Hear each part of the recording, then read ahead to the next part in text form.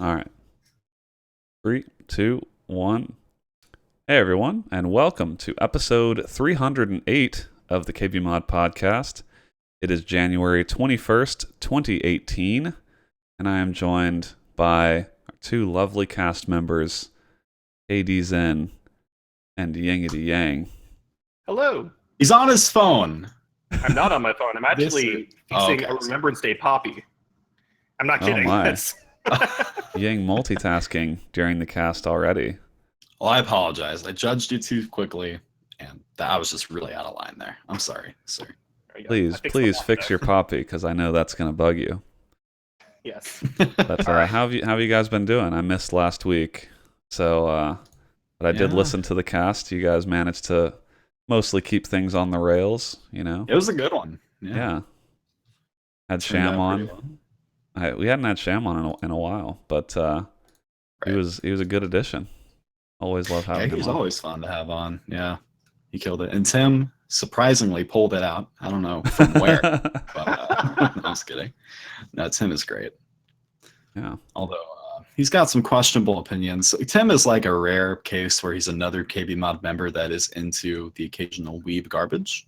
But what sucks is that sometimes we have differing opinions, which can be a little stress-inducing, not going to lie. Kind of lost my composure a little bit when he started talking shit about Nier Automata. But we pulled it together. Generally getting two people with strong opinions on anime, that can be explosive. That's a video game, Brandon. It's not an anime. I know it's not. I know it's a video game, but I'm saying it might. You just said weeb garbage. So all right, let me restate. I was trying to be nicer to that community, but if you have two people who have strong opinions on weeb garbage, there we go. That can be explosive. All right. You're right. You're right. That's true. What about you, Brandon? What's been happening with you? It's been busy. Kind of kicking off the start to the year. I just had stuff going on. Last night had a birthday party. I've been doing a lot of stuff in the city, which I live like an hour outside of the city, so it's kind of it kind of takes a toll on you, going back and forth, more than I already do go back and forth for work. But it's been fun. There's just been a lot of things going on. I have picked up. I've been trying to pick up guitar again. So. Oh yeah, I saw you. I saw Rocksmith on your recently played. Yeah. So I've been. I have a guitar. I played a little bit in high school, and I took lessons and stuff, but I was never very good. I didn't practice enough. I've had fun, but also I was playing too many video games. Basically, I didn't practice enough, and I didn't keep going with it. So my guitar was at my parents' house, and I was like, I'd really like to try and get back into it. So over Christmas, I took my guitar home, here to the West Coast, and started. But I didn't have any of the other stuff that I needed, because I play electric guitar, so you need an amp. And you just need some basic stuff. I've been slowly getting back into playing guitar, but I was like, I need to get my fundamentals down, right? I'm not just going to pick it up and start, jamming Master of Puppets or something. So, right, yeah. The one solo. Yeah. Instantly. Yeah, exactly. So I hopping into just shortcutting into what I've been playing, because these are kind of the same thing. I've been, playing a little bit on my guitar, but I was like, I didn't really want to buy an amp yet, because I'm gonna move to a new house soon, and I was like, amps are heavy, they're big, I don't want one more thing to move. So I was like, what can I do to get, to learn but still have some good sound? And I realized, Rocksmith, I've heard of this before, came out a few years ago. I was like, all right, I'll give this a try. So it's pretty neat. You plug in a real guitar to your PC, and you basically play. It's not. It feels a little bit like Guitar Hero, but not really. But the interface is all right. The only thing I don't love is their selection of songs is kind of, I don't know, not great. in my opinion. Like they don't really have any metal songs. They don't like they have like some pop songs. They have like a Jackson 5 song. Like that's not really what I come to Rocksmith for. Yeah, Like yeah, exactly. who is trying to learn guitar so they can play Jackson 5? So their music selection is not the greatest. But outside of that, it's been fun. Like they sort of like start you out with like just a sampling of the notes you play in the song, and then as it thinks you get better, like if you do better on those, it sort of ratchets you up to playing more of the notes in the song. So it's kind of neat. It's like as you progress and get better, it just gives you more notes to play until you're eventually playing the full song. So I thought that was kind of cool. That is a pretty neat system. Yeah. Yeah. Yeah. I remember trying it out a while ago, and I made the mistake of, for some reason, I tried it on PC, and I was using my shitty $30 Walmart electric guitar. Mm-hmm. Bless its heart, it's hidden in its case behind a bunch of shit to the left of me.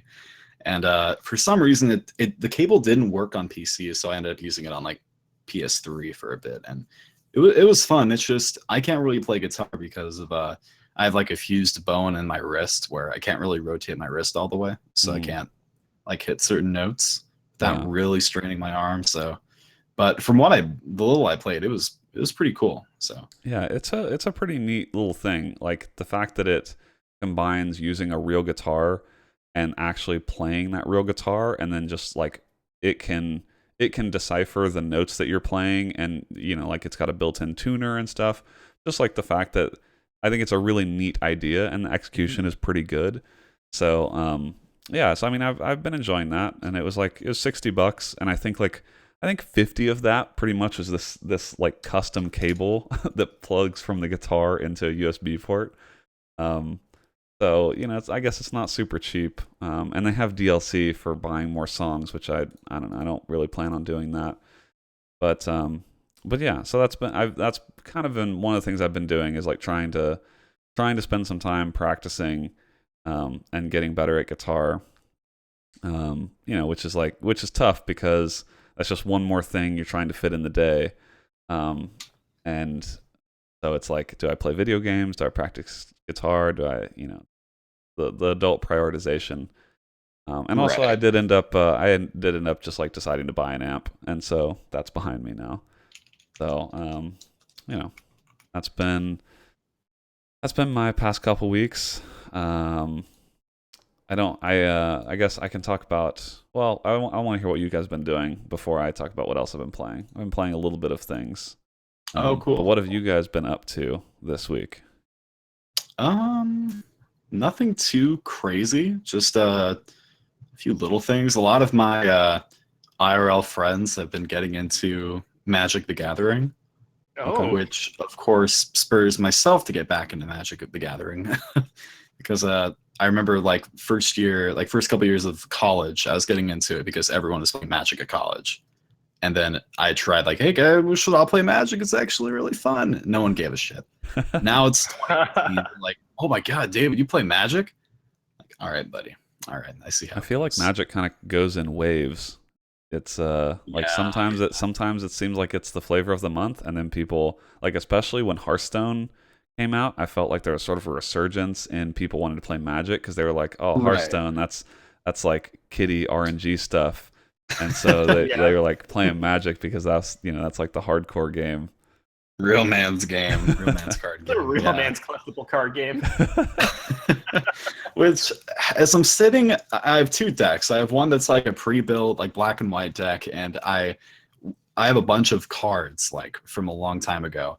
And actually sitting down to build a deck in person after building a deck in Hearthstone is a bitch. Like, you're making so many different stacks of instances and creatures and trying to sort them, and it's so much easier through like an electronic way. But I mean, that's such an odd complaint to have. It's not even a complaint really, but isn't there I don't know how well it works. Last I heard was that the interface is very janky and it's not very easy to use, but is there not some sort of computer version of Magic the Gathering? Yeah.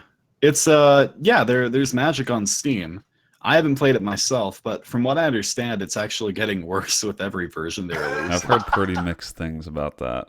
Yeah, Right. like Yeah, sometimes no, I have not it's heard good things, but right. I was wondering if either of you had any experience with it. Oh no, I never picked it up. I've been tempted. It might be something I get on like sale, because if I remember correctly, it's something that you actually build the deck yourself, which Okay. I mean is appealing to me since you didn't have to try for like packs or anything like that. It's not like you have to put in the digital card code you get with your booster packs or whatever.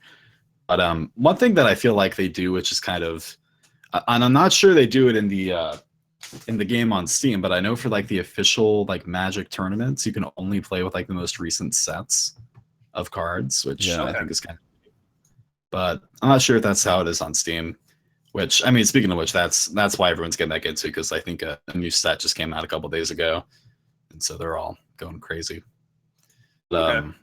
Yeah, I've thought about it. I don't really know if it's not really something I want to put in an insane amount of time into. I was gonna say it sounds like a good way to Improving and spend all that money you're making at your nice cushy new job. oh Ooh. no, I've got far better uses for that money than this card game I'll never play.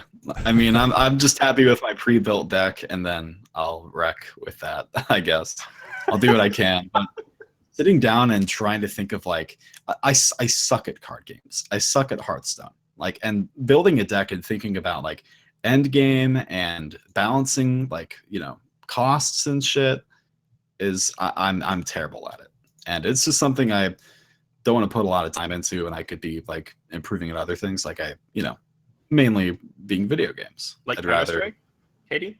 no. Katie, you know what I feel like you actually this may be like this is a very I'm not going to take up too much time with this, but last time we were on the cast together, we talked about trying to get you into playing Counter Strike a little bit more, and I realized I think what's more accessible is you and I should play Wingman. You seen that? It's a 2v2 No, I game haven't mode. seen that. It has its own ranking system.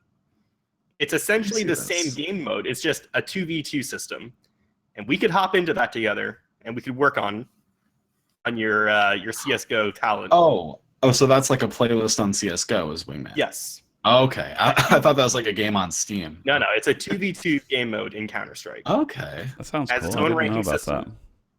Yeah, it has its own ranking system. It's easy to hop into because you just need one other person. I think that's where we need to go. Yeah, for sure. I mean, I I'll would try play it some out. Wingman with you. I'll probably get incredibly tilted.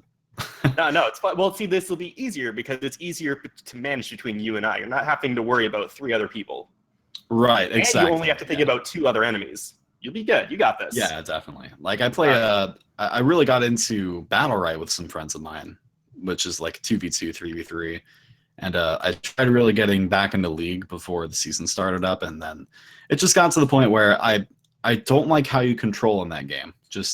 And I know that's never going to change. And then also like 5v5, it doesn't matter. It really doesn't matter how well you do unless you like really, really carry. Because if your teammates are bad, then it's over. Right. So yeah, so what I'm thinking is the next big thing I'm going to sink a lot of time into, and I'll talk more about this when we talk about what we've been playing. But Dragon Ball FighterZ is something that I really want to. And I do want to hear your opinions on that. On that. Yeah, I'll definitely talk about that. But yeah, other than that, oh yeah, I also got a new controller. I was kind of fiddling with it while I was talking. But upon recommendation from KBMOD's own Hexadecimal, hold it up to the camera here for audio listeners. This is the SF30 Pro from 8-Bit Do. It's like a Bluetooth SNES controller with 2 joysticks on it. It's got RT and RB and RT, like bumpers and triggers, and like the sticks click in. It's kind of like an Xbox or a PS4 controller in the shape of a SNES controller, and it's pretty good. I recommend it. Absolutely. Oh, it looks nice. Great controller. Yeah, it's pretty cool.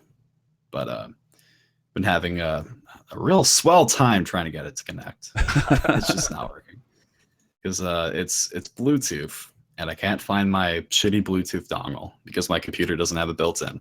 So I'm like, all right, I'll just plug it in. It's not working. So that'll be the next 2 hours for me after the cast is trying to get this controller to work. Living that dongle life. Yeah, the dongle life.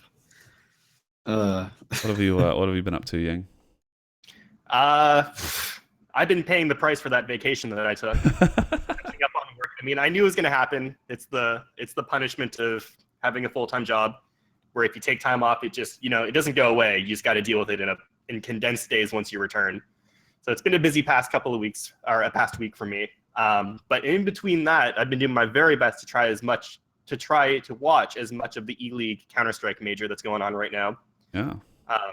And which has been, I mean, it's been an awesome major. I don't know how much anyone else has been watching it, but there's all these. It's interesting because they've included the qualifiers, like this whole extra round of teams trying to qualify for the playoffs at the beginning of the major stream, and there's all these like young players, all these new names that people aren't very familiar with that have just been showing up and it's been upset after upset. All these old names like Fnatic and Virtus Pro. Virtus Pro has been somewhat of a tragic story this major. They just got eliminated today. And I think this is the first major that they won't be in the finals for in 11 majors, some crazy streak. Mm-hmm. And it's been kind of a tragic story for them to watch them play and fall. And anyways, it's been a dramatic major. It's been really good. It still has a long way to go, but I've been watching that as much as I can. And between that, it's just been work and maybe a couple video games here and there. I've been trying to play.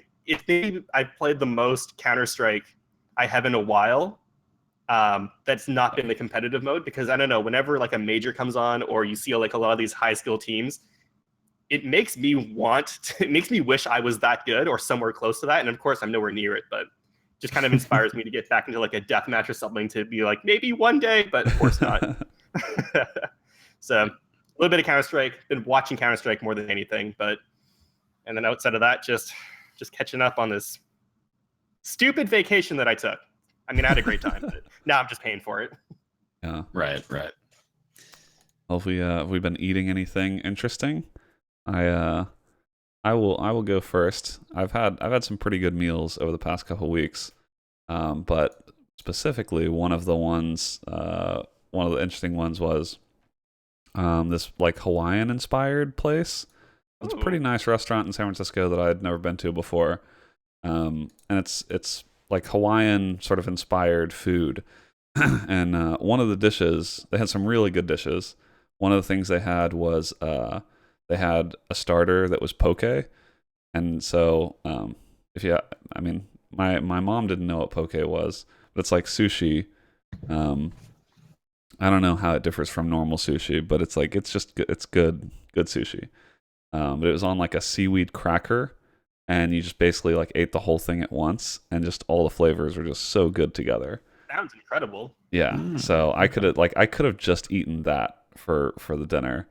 But then they had some other really good stuff, and one of the things I was surprised that I liked as much as I did was they make their own homemade spam. Spam's kind of like a big thing in Hawaii. Really? And so they made spam fried rice, and it was awesome, like really good.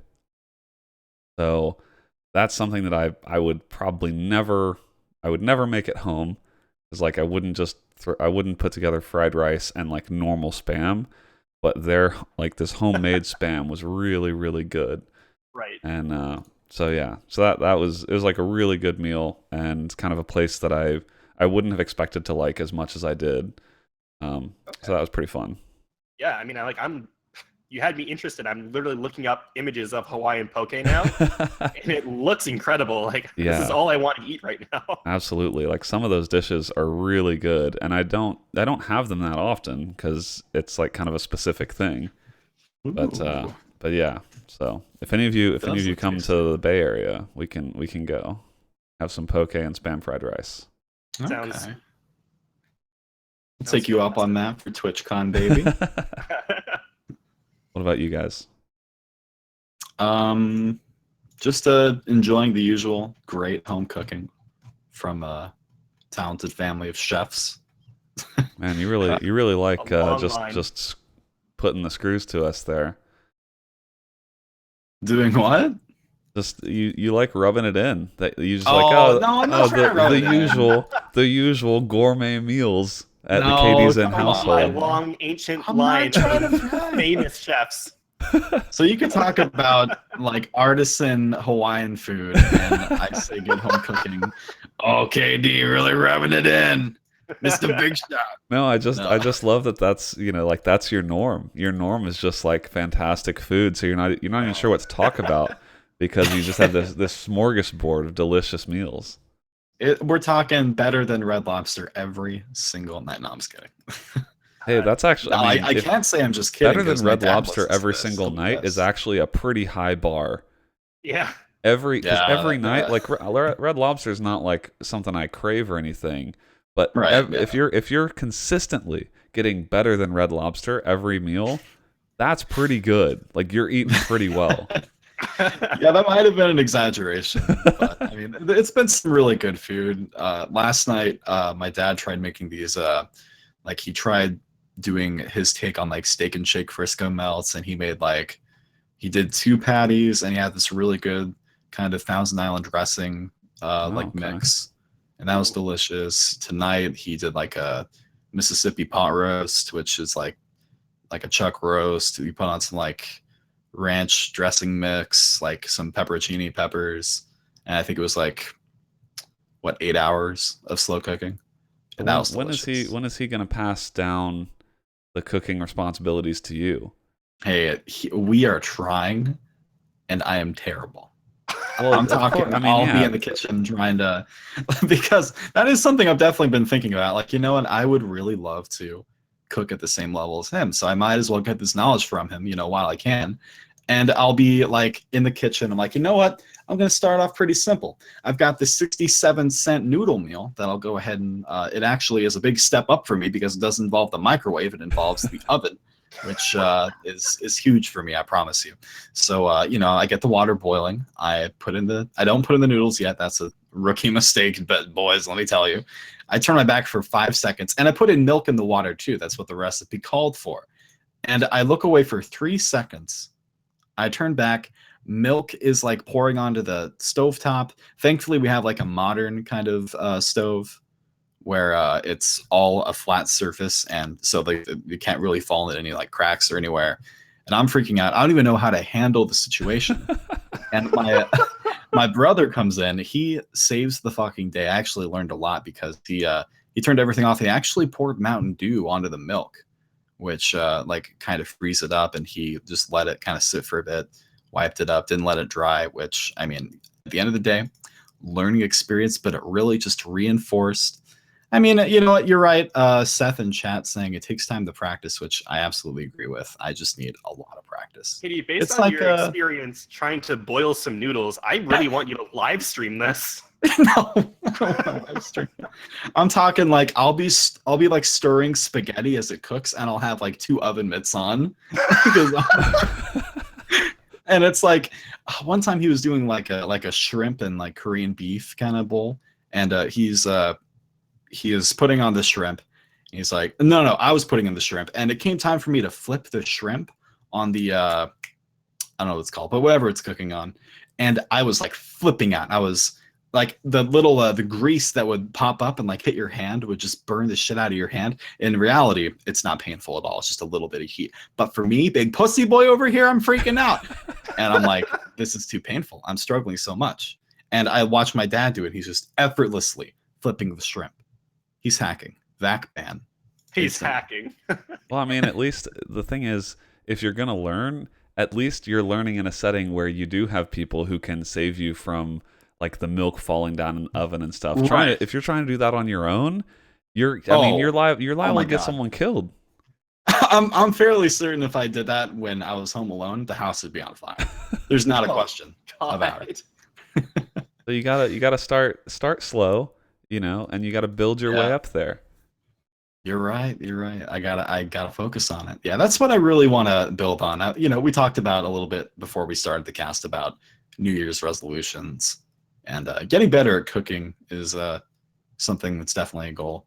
Another great goal for me is to be able to lift a female, because look at these skinny little arms. They're not doing anything. That's kind of my what a specific benchmark. What the heck?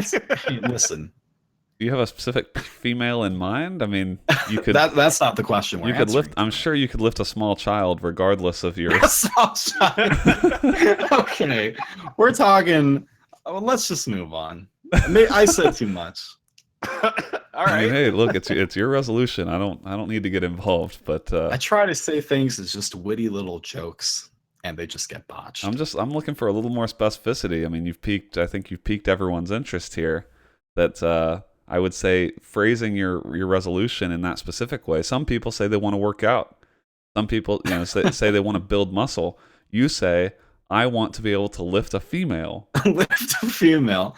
That's so much more funny than it sounds, because I literally have the checklist like in a doc on my phone. So look at it, like, you know what? I need this reminder. I have it like next to a bunch of learn more Japanese, stream more often, lift a female.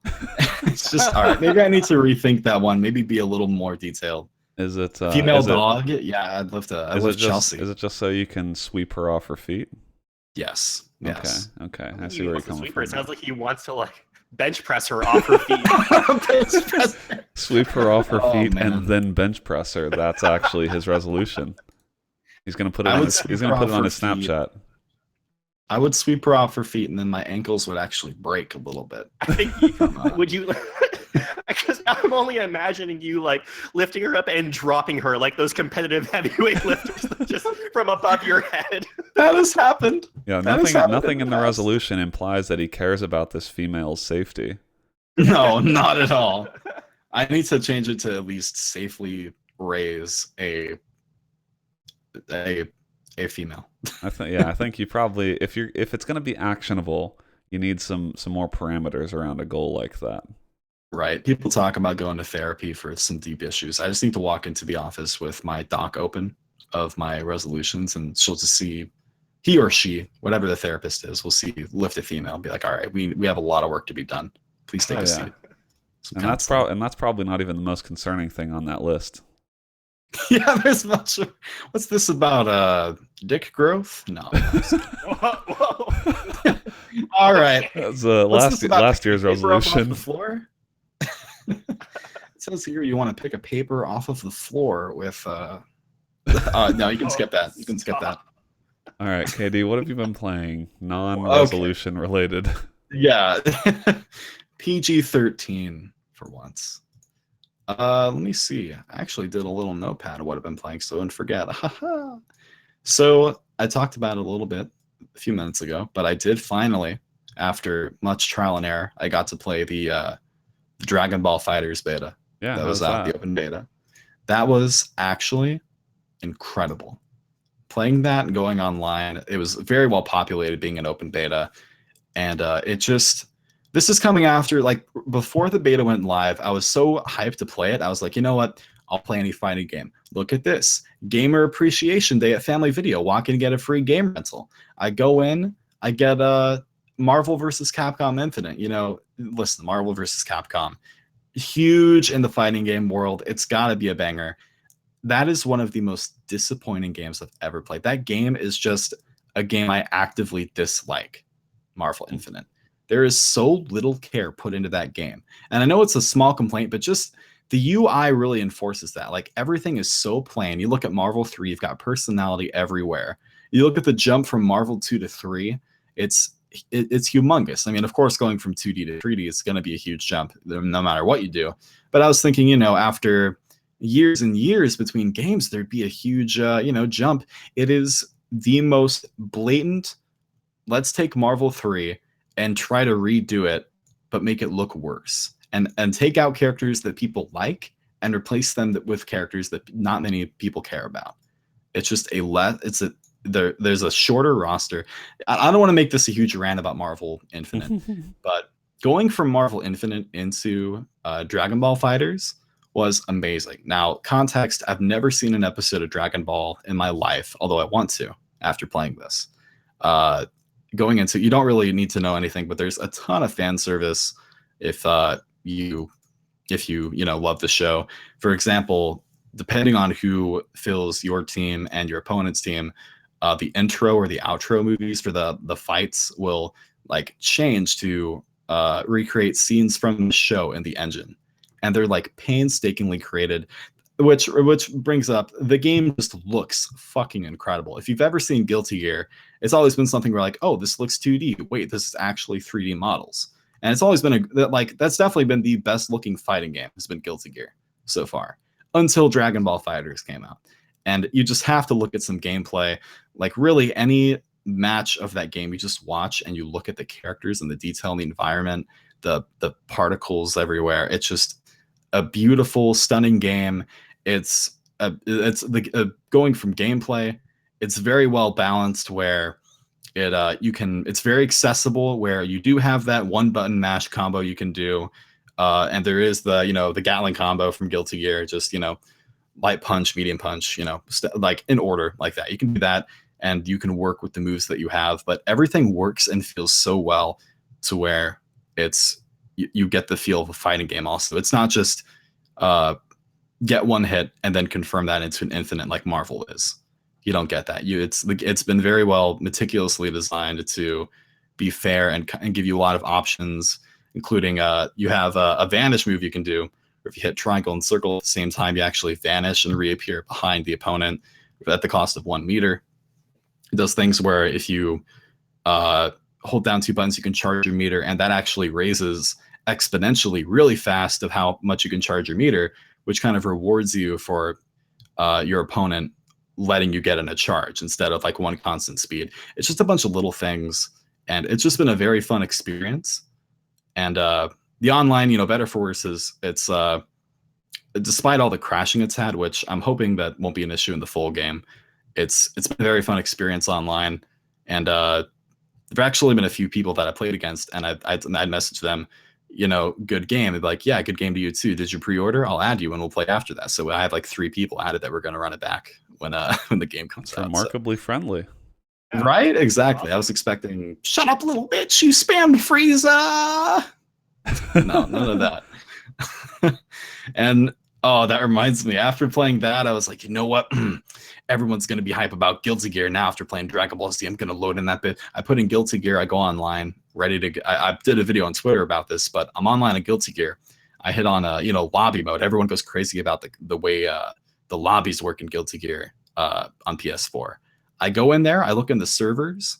The way it's set up is that it won't automatically put you into a server with somebody. You have to go out of your way and browse every server available to find populated rooms. Great. I was able to find one room on the East Coast that was 14 players. Everything else was empty. It was about 12 on the West Coast. Japan, which I thought, it's Guilty Gear. It's kind of niche. Maybe it's popular. 20 players. Okay, cool. You know what? Yeah. Maybe everybody's playing ranked. I jump on ranked. I've got every single search parameter on the highest amount. Any connection, any console, any location. One guy in ranked. Oh. Fought him once. He was garbage. It was just very sad, which makes me happy because like Dragon Ball FighterZ or Fighters, I keep changing the title, but it's something that I'm excited to put a lot of time into because I'm excited for people to get their hands on this because you get that Guilty Gear quality that was always there for you. And now everybody's going to play it because they, it's Dragon Ball. People are going to be hype about it. Yeah, I'm surprised to hear that you like it that much when you're not like a Dragon Ball fan. Yeah. It's just I can really appreciate the style of the game, and also it's just a very, very fun and functional and a really good fun and functional fighting game. And like another thing too, pulling off special moves in that game is just incredibly satisfying in a way that you don't really feel from other fighting games. Because if you kill a character, because it's 3 versus 3, and if you kill a character with a super, as it transitions with rotating in a new character, sometimes the stage will change. Like the guy will fly off, explode into the mountain, and then it'll go to the rubble of that mountain. Or if you kill them with like a spirit bomb, the earth will explode and it'll go back in, and there'll be lava everywhere. The fight will still be going. It's just incredible spectacle. Cool. Also, yeah, it's just watch any footage of that game and you'll think, damn, like this is beautiful. So it comes out in 5 days, and I'm so excited. I can't wait to play it. Cool. But yeah, let me see. Other than that, I did finish Wolfenstein 2 a couple days ago. Nice.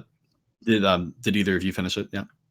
Yeah, I finished it before you started playing, so Oh, right. But I'm pretty sure Brandon hasn't finished it. I have not finished it yet. Oh, So okay. I am looking forward to finishing it, but Right. I've been conflicted Gotcha. with other priorities trying to play, which I will talk about in a moment. But Gotcha. how did you like it without any spoilers? Yes, no spoilers at all. I won't talk about the ending, which as much as I want to talk about the ending. But it's I didn't think they could do it. I didn't think they could make a game more batshit crazy than the first Wolfenstein, but they did it. Yeah. That there are multiple times where your jaw just hits the fucking floor with this game. It's so well made. What am I trying to say? I get so excited I can't speak. I love all the characters. The gameplay is just so it's a game that understands like first person shooters very well, giving you all these options, giving you the objective of the commanders that you need to take out, but of course you don't have to do that. And the game even tells you you can just ignore this. If you'd rather just set off the alarm and kill as many Nazis as you want, so you can do this. And it's very well made. I was very happy with it, and it's very, very enjoyable. Without spoiling anything or going into detail, it's a very essentially enjoyable game. Hugely. Okay, I'm gonna stop. It's good. So you liked it? I liked it. Yeah, I liked it. It's not without its problems. It's got problems. I think the game is way too difficult, especially early on. Yeah, I think we both agree on that. Yeah, we talked about that for sure. But yeah, so the first couple levels are very tough. There are some rooms later on also that are real ball busters. And what else? They still didn't fix the weapon switching from the first game. Weapon switching is still a very clumsy thing to do. Yeah. Once you try doing dual wielding stuff, which like trying to use the weapon wheel on PC is a very laborious task. Yeah, especially it's pretty clunky. Like it basically makes me and also dual wielding, because the weapon wheel is so clunky, and dual wielding really is not that useful. Yeah, because like you just waste a whole bunch of ammo. So it's like I end up just not using the weapon wheel and just like hitting 1, 2, 3 for my guns. But then I forget that I have these the rest of this arsenal that I never really use, because it's like those are on like 5, 6, 7, 8. Yeah, exactly.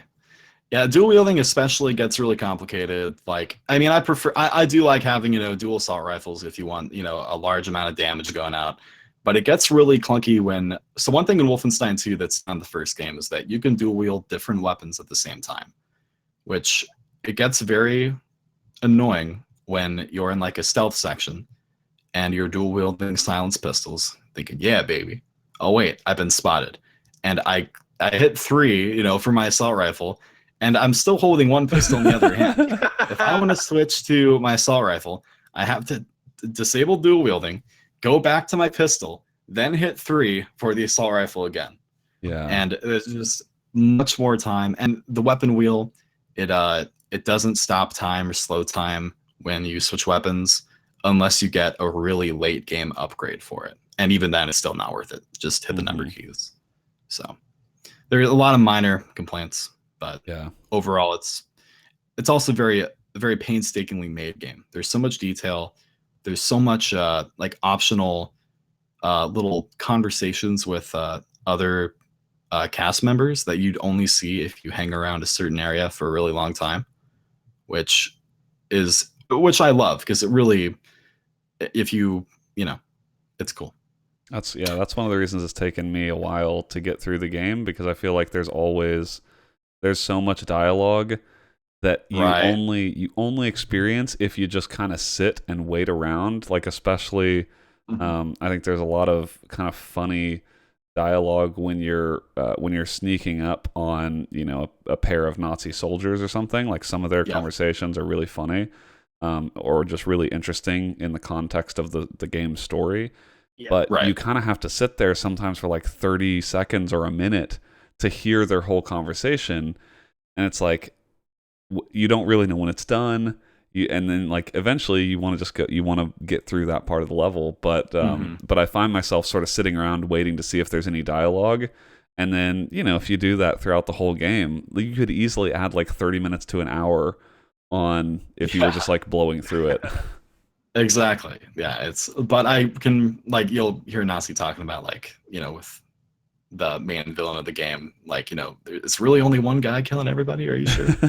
Yeah. Which I love. But yeah, Wolfenstein 2, just thrilling from start to finish. Definitely worth it. Yeah. But I gotta finish it up so that we can talk offline about oh yeah, absolutely. about the story. Just don't alt tab or your game will crash every single time. Thanks. But yeah, other than that, I've been continuing my Last of Us replay through, which still an excellent game. And been playing Tricky Towers. I don't know if you guys remember that game we played at LAN. Yeah, it's like a party game. Yes. Oh yeah, it's I love it because of how frustrating. What got you into that game again? Well, it was part of the KBMOD Cup, and I played it. You already practicing for next Extra Life?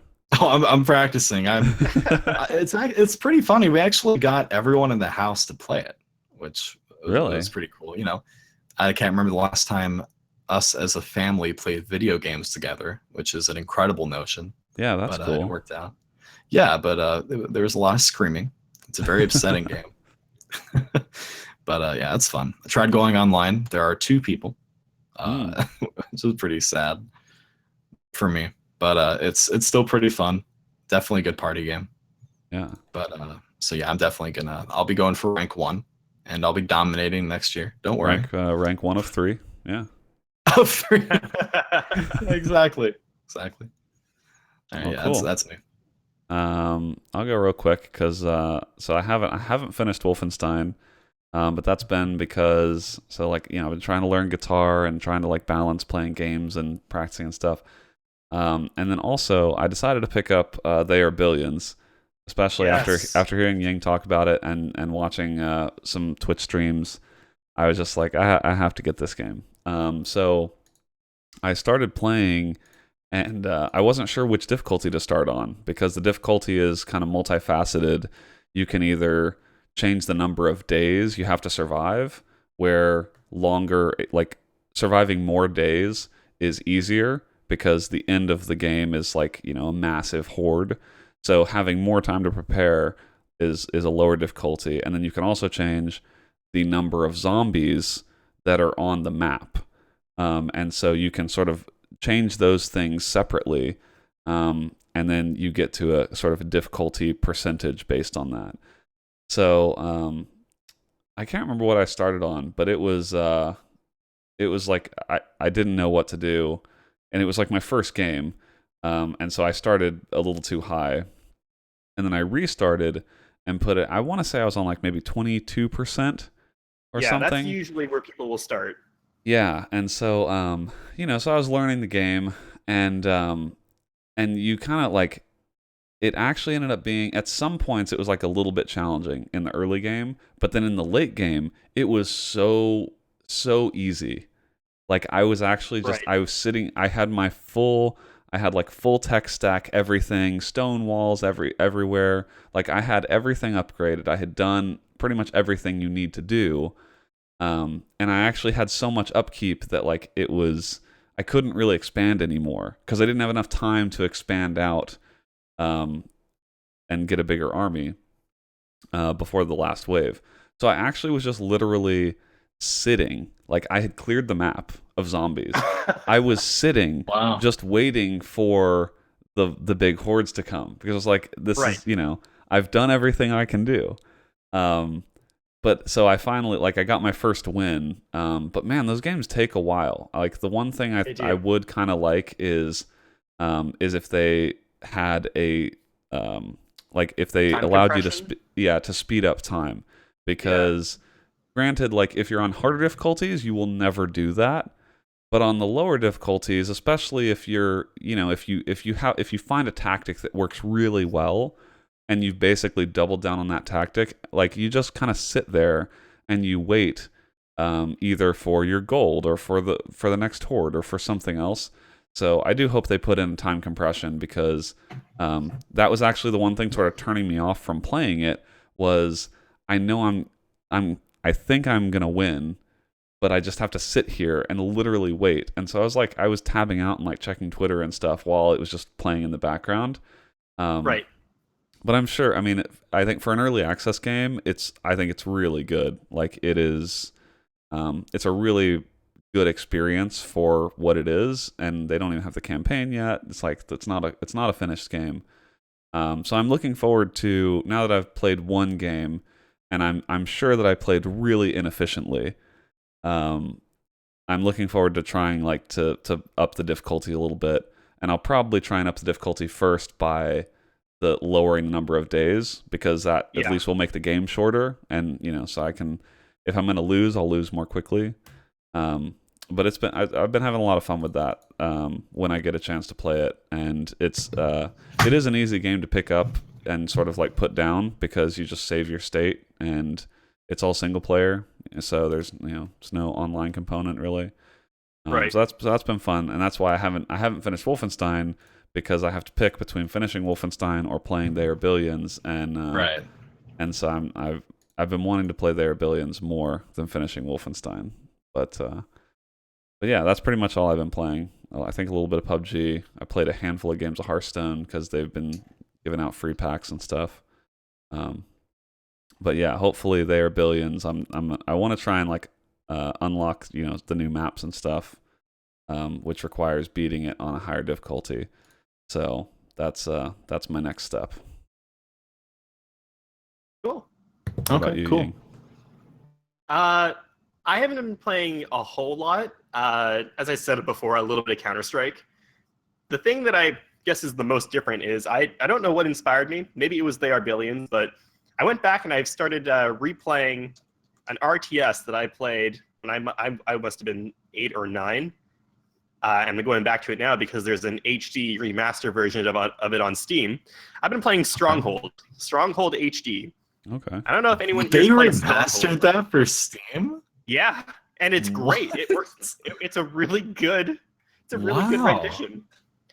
And it is. I've been enjoying it so much. It's not complicated. It's not even difficult.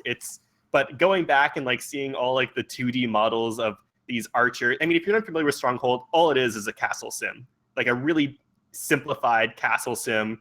You have guys that gather stone. You build walls. You have Fletchers that build bows, and it's there's a lot of things that need to happen in terms of resource gathering, but none of it's complicated. It's just more like it's a game that I have an emotional attachment to because it's one of the first RTSs I've ever played. So I've been going back and doing the campaign, like the little campaign that they give you, which is like this hilarious voice acting campaign of you trying to like retake these stolen kingdoms, and it's been more of a trip than actually like really playing a video game because, as I said, it's actually a very simple game.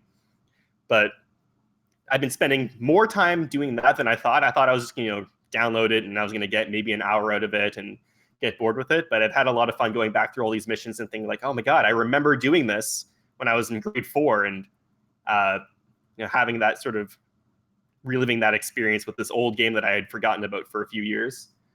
But that's really all it's been. It's been Cool. Counter-Strike and then a nostalgic game. I will admit, I did not know what you're talking about. I thought that was Stranglehold I was thinking of. Which is, Stranglehold. it was a video game sequel to the John Woo action movie Hard Boiled. And yeah, so I thought I knew what you were talking about. I got really good excited. Memories about that. Oh, what a game to Stronghold confuse it HD. with. Yeah, medieval yeah, I'm castle sure it's a much better game than Stranglehold. sim. Oh, cool. Why don't we hop into some news? Kind of a light news week, but one thing that did kind of shake up the gaming space was Nintendo decided to announce basically cardboard toys. Yeah, this was a really strange move. by Very them. strange. Like could could any company pull this off except Nintendo? I don't No. think so. No. Don't Yeah, think so. they teased it on Twitter saying we're going to announce something that will change the way, or it'll be a new way for people to share their experiences, or a new way for people to play. Everyone's like, oh my god, what are they gonna do? And I just don't see anyone aside from very small children putting their Nintendo Switch inside like a foot pedal to like step on. Well, not the Switch, but the controller. But I don't know. It's tricky for me to get into.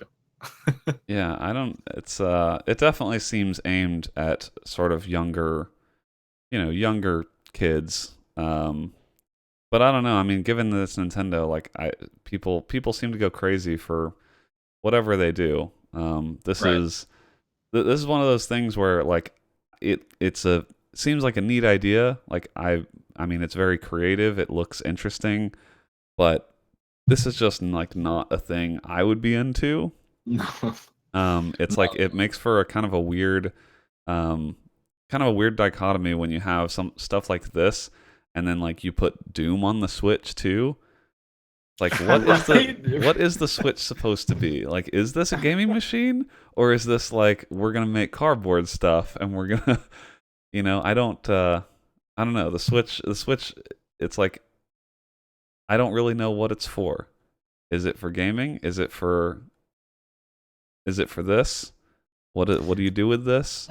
You know, Are people really going to buy cardboard? nah. I think the worst case scenario for this is just a harmless addition to it. It might be, a bad investment by Nintendo, but I think the Switch as a console is still a good choice based on what I played with it. Yeah, I yeah. don't No, think I'm mostly just like it's just interesting to me that they seem to be going in so many different directions with the Switch. That it's like right. you're getting sort of some more hardcore type games, right? Doom is like a game that I don't think ever would have been on the Wii or Wii U, but they Yeah, put it on the Switch. So like, they're kind of making a case for being more of a gaming machine. But then this seems very much aimed at sort of the like that casual Wii crowd, you know. yeah, Um, yeah, definitely. but I will say, it looks. I mean, it looks interesting. I just I don't know that any company aside from Nintendo in the game space could sell cardboard at the price they're going to sell cardboard for. right. Yeah, And Yeah, I I don't see think we mentioned the article is citing that some American retailers are listing the robot kit, and I assume that means there's just different kits of different designs. The robot kit is being listed by some retailers at US dollars $79.99, so an $80 kit cardboard. Oh, oh, Nintendo. I will say one thing though. I can't see in chat is talking about how our kids are going to damage this so easily. Nintendo did say that they will, if you have any damaged parts for your Nintendo Labo, they'll switch it out for free, which I think Oh, is a you good don't move by say, them. because it's cardboard. Right. Yeah, They'll send you some cardboard. yeah. Probably not too big of an investment for them to replace. Yeah, I mean that's that, but that's why I think like it seems more geared toward kids because especially if they'll like replace the cardboard for free, then yeah, as a parent I'd be probably way more comfortable uh doing these little, having my child uh turn their Switch into a little motorcycle thing when if that was plastic and it breaks, well, there's $80 down the drain. But if it's $80 and it's like just a cardboard thing, if they break it, but you can replace the cardboard for free or for really cheap, then that makes a lot more sense. Yeah, exactly. I can understand that. Yeah. So it's just that, but that's also why it just doesn't seem like something that is geared toward adults at all. Like I don't Yeah. want to own something that's cardboard. Cardboard is like, I mean, I get Amazon packages. Like cardboard is throwaway stuff, but for children, I could see where cardboard. The point is that it is kind of throwaway stuff because like if it gets damaged or whatever, then no harm, no foul. Like hopefully you're just not damaging the Switch itself. But that's Yeah. interesting stuff. I don't think it's anyone certainly a expected unique this. announcement. Yeah, Jeez. it's like Nintendo. You truly never know what Nintendo's going to announce. when they hold these conferences. Um, but yeah, so Nintendo Labo or Labo. Next up, we have some PUBG news because Whoa. gotta have some PUBG news. Oh, absolutely. You don't say. Apparently, the hot topic with PUBG has been cheating, which is apparently rampant. I haven't personally seen it in the games that I've been in, but I Mhm. have heard that it is a big problem, and I know Right. especially like streamers, seem to encounter cheaters very often. Um, Hmm. PUBG is apparently going to ban 100,000 cheaters in one wave, and Whew. they've Damn. I think they've already banned, what was the number? I don't remember. It was like, I want to say like a I million or think it two was million cheaters. oh, okay. It was like some pretty It crazy was amount. 1.5 million cheaters. Yeah. Wow. So, so it sounds like they're taking it pretty seriously, and banning 100,000 cheaters in a single wave is, man, it's like that's a lot. A lot of games don't even sell 100,000 copies. So, Yeah. this gives you an idea of, like, I guess, the scale of the problem, that they have so many cheaters. And I mean, the thing is, too, 100,000 cheaters, and it's a $30 game. Like, that is so much money being spent just in the cheating market. Right. That really kind of makes you question, you look at the past history of PUBG bans and, people getting banned because a streamer assumes they're cheating, because they killed the streamer. They must be, cheating or, stream sniping or something and getting banned for that. Because I know that was a problem, early on. I'm not sure how much it is today, but for that many cheaters, it makes you can't help but question what is their method of determining who's a cheater, Well, I Yeah. know that at least I was reading in this article that all their anti-cheat is managed by BattleEye. Mm-hmm. So Oh, evidently, it is an in-game cheat, like anti-cheat. It's not as flimsy as it sounded like months ago when it was like he tracked down someone's Twitter and banned them. Yeah, yeah. It seems like they would definitely have to be way more automated than that. Yeah, Um, and so they've been adding in more report functionality and stuff. And generally, devs are pretty reticent to talk about the methods they use for detecting cheaters, because that just gives the cheaters kind of a leg up, because they know yeah, exactly. what to stop working on and then start working on new stuff, new methods. So, um, but yeah, it sounds like, I mean, PUBG, just the scale of PUBG, it just continues to amaze me that hmm, they have 100,000 plus bans in one instance, and it's like that is more than the population of most games. Yeah, right. Well, um, yeah, that's it's definitely very telling about the player base for that game. But it's good to know that PUBG isn't alone in this market. It's got some pretty solid competition, considering our next mm, news piece, which came as quite a shock to me because I didn't think it was this popular. Fortnite, pretty well-known competitor, has broken 2 million peak concurrent players pretty recently, yeah, which is I did not realize Fortnite had gotten that large.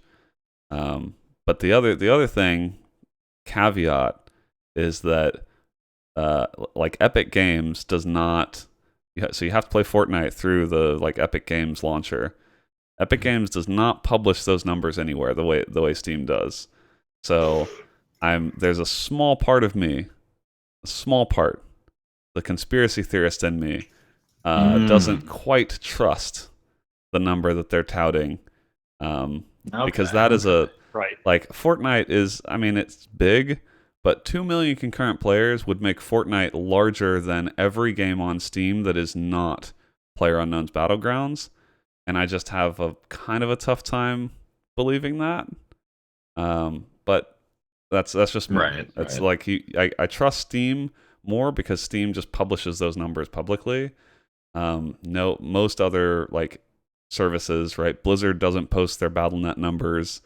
Like, no other game service really posts the numbers around those player bases. So I'm a little bit skeptical. But still, Right. like Yeah. assuming that number is real, that is wild that Fortnite would be that large. And if anything, it just tells me that we are not done seeing battle royale clones by any stretch. No, yeah, no, we're Hmm. not. I mean, we're already all with bated breath awaiting the release of PUBG, the Say it. Paladins Battle Royale. Oh right. Oh yeah. PUBG. That's Paladins Battlegrounds. I cannot wait for PUBG. I can't wait for, and this is like pure. I mean, I don't know if hypothetical is the right word, but it's not confirmed. But I'm still holding on to hope that they're working on a Battlefield Battle Royale, which The would Frostbite. I mean, we just talked be, about this before ad nauseum, yeah. but man, with the Frostbite engine, it's just Oh, built for that kind of a game. And it would I exactly. be would bet you real money they're already well underway working on some sort of battle royale title or mode or Oh yeah. something over at EA. There's almost I no sure hope question. so. Except it's not gosh, for that, Battlefield, it's for Unravel. It's gonna be Unravel Battle Royale. I mean, yeah, their Blow engine everything. already seems like it would be tuned well for battle royale style games that have 100 or more people. So I think absolutely. that seems like a pretty obvious one, and I would bet we see something at least by E3 around like an EA title that's battle royale focused. Right. But Well, that's now I yeah, have I'm a new thing excited. to be excited for. yeah. But yeah, Fortnite. I mean, Fortnite is free, so like the battle royale portion is free. So the like comparing its player base to PUBG is not exactly fair because free to play, obviously, it's like easy to get a large player base. That's true. Um, Mhm. but still, I mean, 2 million concurrent players is no joke. So, Right. and they apparently have 40 million players total, which again, that is no joke either. Like those are big numbers any way you slice it. Now Mhm. you want to talk about big numbers for players. Mmm, Let's talk about this next piece, baby. Ooh. Jesus Christ, I can't believe banging it. segues. Oh baby. Take Love it it. away. Yeah. So Minecraft. I didn't know the number around Minecraft's active monthly players. But if I just asked you, how many monthly active players do you think Minecraft has? I What would mean, you have guessed? What would be your ballpark? I know the answer, but if I really thought about it, and I think about, we got to include every console, people still playing it. We got to include people still holding on to PC versions today. Although Minecraft, like the general consensus, I think, being that Minecraft has fallen off. Minecraft is not as popular as it used to be. Hmm. So I'd probably guess around like 10, 15 million, Yeah, which, and I yeah, think That's a that's a reasonable guess. yeah. But the point being But that you'd it's be fallen wrong. off. You'd be Oh, wrong oh boy, would I. Yeah. because it is not 15 million. It is not Hmm. even double that. It is not Hmm. even quadruple that. Yeah. It is 74 million, Woo. apparently, according Woo. to someone on the Minecraft team, Helen Chang, who is the new head of Minecraft at Microsoft. Oh, what does she know?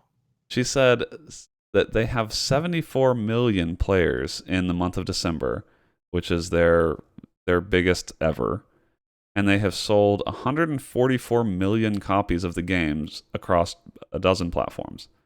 So that I is, believe that. yeah, I believe that number, because that's like the all-time number. I believe is really big, but the Hmm. monthly active number, if this is to be believed, you have a monthly active player base of nearly half the copies you have sold over all time. Is that? I Yeah, mean, that's there's no other way to take this, right? right. ridiculous. So I don't. Again, these are like Microsoft doesn't have some public portal where you can go like see how many people are playing Minecraft, but Yeah. that is a crazy, crazy number to me that they have that many active players, and it is that like it is half of all the people that have ever bought the game. They're playing monthly. I own Minecraft. I have not played it in years. So, but Right. for every one of me, who bought the game and has not played it in years, there is one person who bought it and plays it every month. Yeah, yeah. So Oh. that is just, those are crazy numbers. Yeah, that's ridiculous. It makes Fortnite and PUBG feel almost pedestrian.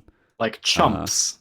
yeah, 74 million players each month. So that I guess that sort of tells you, I guess, why Microsoft bought Minecraft.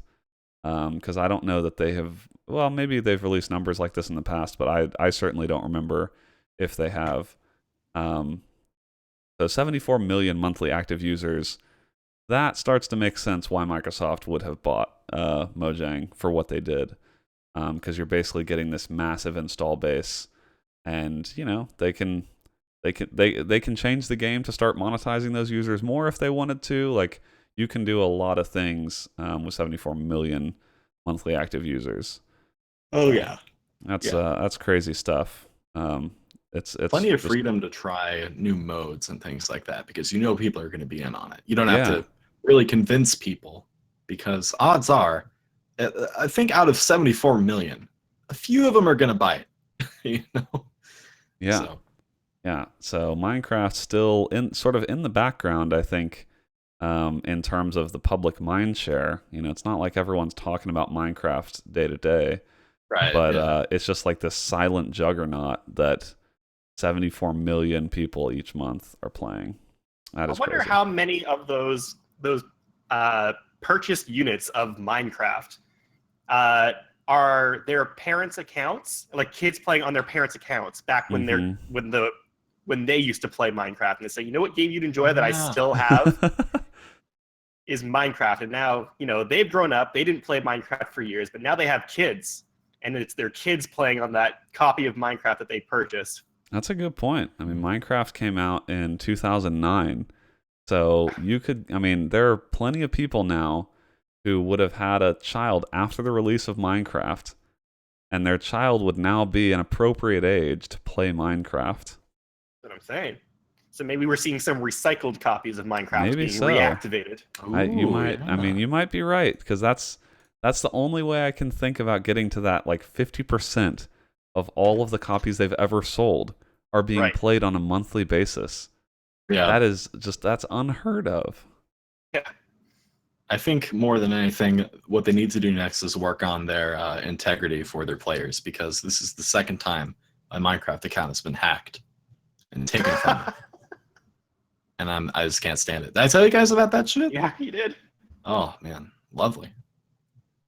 74 million scammers out there. All right.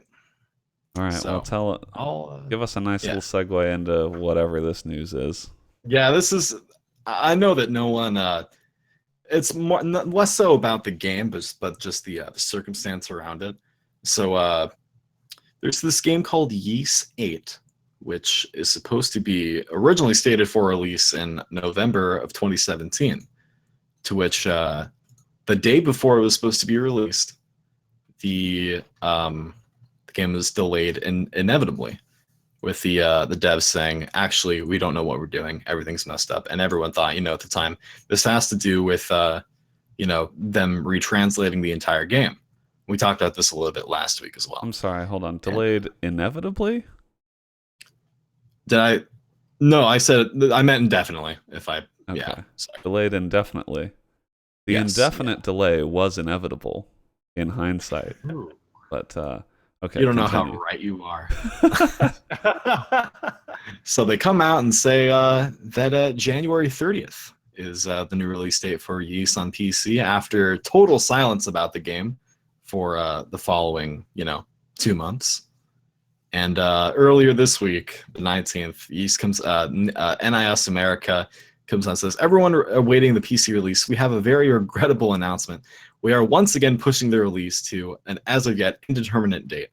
And they're talking about low frame rate issues, memory leak problems were apparent from the earliest PC builds. We looked into the drawing process, which led to overall improvement in performance, and still encountering frame rate drops in specific circumstances. And they they say that the frame rate issues are heavily reliant on the architecture of the PS4 version and are not existent in PC architecture. And so they talk about how the version was originally envisioned as a port, and we avoided touching the core programming. However, in light of the feedback, we cannot avoid modifying core programming. So they are going for the teardown of this game. But what really makes this sad is that this I understand. Like, I can really, I appreciate it as long as the game is, a proper. They're coming out and saying this isn't going to be a port. We're going to be improving this, for PC, which I'm fine with. But I fucking hate these comments. These comments, these ungrateful fucks. Most recent comment, Yowza, you guys are really bad at your job. Looks like your ineptitude is, what is this? Archaeozoic big hole. All right, we're going to pass over that fucking neckbeard.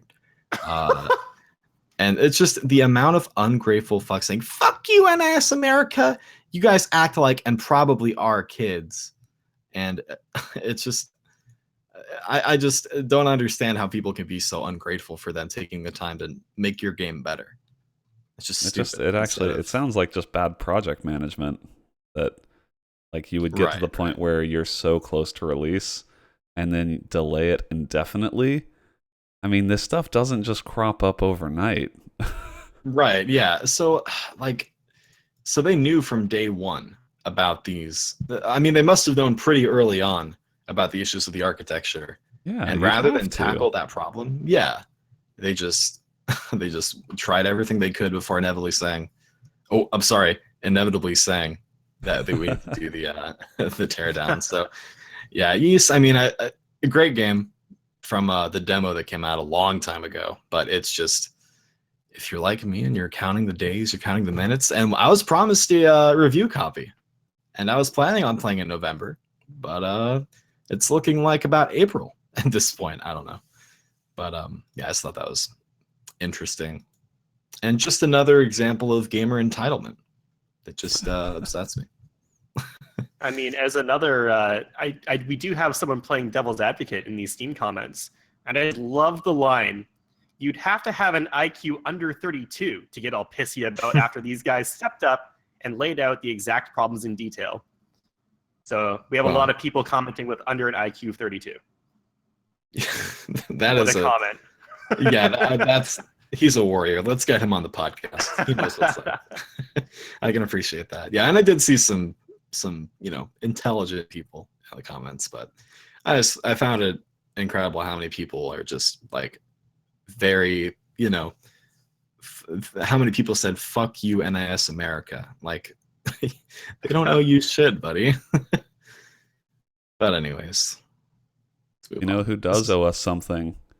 Oh, CD Projekt Red. Yes, owes us something after that tweet that went viral for no reason. Apparently, according to 2 Polish websites, and if you can't trust Polish news websites, who can you trust? Apparently, yeah, exactly. Cyberpunk 2077 will be playable at E3. That is reported. Yes. So I think that would spell. Do you think that would spell a 2019 release? Yeah, that's what I'm thinking. I'm thinking they're. Sorry, go ahead, Ian. No, say that sounds about right. I mean, right. They're starting to drum up hype. Yeah, about a year-ish after they really start to lean into a lot of the media and the marketing for it as a game that is about to be released sounds about right to me. Especially given like CD Projekt Red's like track history, what they did with The Witcher and how their marketing sort of led into it, and how long it took for that game to actually come out once they started teasing more details about it. Now, do you think the only reason that makes me think they might not put it out in 2019 is, one, they announced this game, 5 years ago, and have basically just like sat on it with no updates. And so I could see them taking a little longer and like having a playable at E3, but still basically saying, we don't know when we're going to release this. And it's based on Cyberpunk 2020. So like all the marketing would line up real nicely if it launched in 2020, which Okay. shockingly, as I say that out loud, is only 2 years away. Oh goodness. Hmm. Time just flies when you're being cucked by Polish devs. Well, I'm looking forward to at least seeing whatever gets played at E3, regardless of when it comes out. I mean, at this point, like it seems like a cool game. It seems like something I might be interested in, but I'm not holding my breath for the launch, because they've made clear that they're not in any rush. Right. But I'm just all we've really seen so far is just like the trailer, which was provocative but doesn't actually tell you anything about the game. We've seen just like sort of drawn artwork, but we don't actually know anything about this game, is what I'm trying to say. Yeah, Like, yeah. what do we know? We know actually nothing. So the fact that it will be playable, like, unless they release something between now and E3 to give us some hint at the type of game it will be, I'm very interested to understand what their vision for the game itself is. Like, what type of game is it? Is it a shooter? Is it massively multiplayer? Is it, they've been pretty cagey about describing the game itself. So I think, I mean, if it is playable at E3, I have to imagine that will be like that will be the thing at E3. That will be the thing people want to know about. That will be the thing people talk about. Right. Mm-hmm. So hopefully this is true. I would love to see this. E3 is what, 5 months away? So Yeah, it's coming up. Yeah. So we're not quite sure when Cyberpunk will be released, but we do know. Ooh, that's another juicy segue, baby. We do know when Final Fantasy 15 will be released on PC. It's going to be coming out on Steam on March 6th, which is pretty soon. A bunch of new features. Called it from day one this baby would make it on PC. And it's finally coming out. So yeah, look forward to that if you've been waiting to pick it up. It's going to have all the DLC from the console release and some new features. I don't want to do another rant about how pointless recommended system specs are, but if we needed another reminder, recommended system specs are a They're joke. pointless. Yeah. Recommended Right, yeah. system specs: Intel Core i7 7700. Oh wow! You're mean reading the recommended for 4K. Yeah, I made that. sure. I mean, sure. Like, whatever. Recommended, right? The fact that someone would actually, like, take the time and write this out and then, like, provide it in a press release, which is presumably where PC Gamer got it from. They wrote an i7 7700. Oh, cool. So, like, the second best, consumer processor you can get. Oh, a GPU? Oh, just a 1080 Ti. So, like, the actual, basically the best consumer grade GPU you can get. Cool. Pretty much, yeah. Cool. Thanks Makes you for wonder, letting me know that if I want to play on your recommended 4K settings, that I should just get the absolute best consumer hardware you can buy. Appreciate that. Right. Makes you really wonder, like, how much actual testing did they do to figure out that that was the key to reach, like, Yeah, literally exactly. the best of, what you can get. No one's gonna call you on that bluff if Right. You can never be. That's the great thing about recommended system specs. You can't be wrong when you just suggest the best stuff you can buy. yeah. There's no room for error. Now, if you run it on that PC and you're getting, like, 35 FPS, then there's an issue. Call them on that bullshit. Yeah, but then that's the greatest part is they'll say, "Oh, well, yeah. I mean, the hardware is not there. They don't make hardware that can play this at the best settings. But if they did, that's what we would have recommended instead." So they still Right. You can't call them on it because it's literally you're buying the best stuff. And if it doesn't run well, blame Nvidia. Why haven't they made a better video card? We're trying to be out here displaying in 4K. Nvidia's holding us back. Intel's holding us back. Anyway, recommended system specs are dumb. They're pretty stupid, yeah. That sounds like it should be a segment. All right. Well, Speaking of pop us into these new releases here. Yeah, let's go through these. We've got some good stuff. Our first week of good new releases for 2018. They're finally starting to roll out a bit. So first up is a game being published by Devolver Digital, which seems to consistently put their stake in some pretty polished projects. This is the sequel, not the sequel. Sorry, it's the next game from the devs that made Gods Will Be Watching, which is not a game I've played, but I have, and it was a lot of fun. Yep. Okay, cool. So that's their new game. It's called The Red Strings Club. It's a cyberpunk narrative experience about fate and happiness, featuring the use of poetry, bartending, and impersonating people on the phone to take down a corporate conspiracy. Extensive use of pottery, not poetry. Pottery. Oh, okay. All right. Sorry, I my brain confused that for a normal phrase. A few of pottery. Okay, interesting. I mean, I realize that is not a word you generally expect to be in the description of a game, but right. Yes, it's cyberpunk and pottery. I don't really see those together. But yeah, it's basically Valhalla, which saw you as a cyberpunk bartender talking to a bunch of anime girls. But in this game, there are no anime girls. It's an important distinction to be made this time. It does. It does have the popular user-defined tag of nudity. It does. Yes, there is pixelated nudity in the trailer for this game. Yeah. So there you go. Very edgy, Devolver. God, you want to talk about Devolver being edgy? You saw their E3 conference. Oh yeah, that thing was a trip. Yeah, that was amazing. The one thing though is like the games they publish.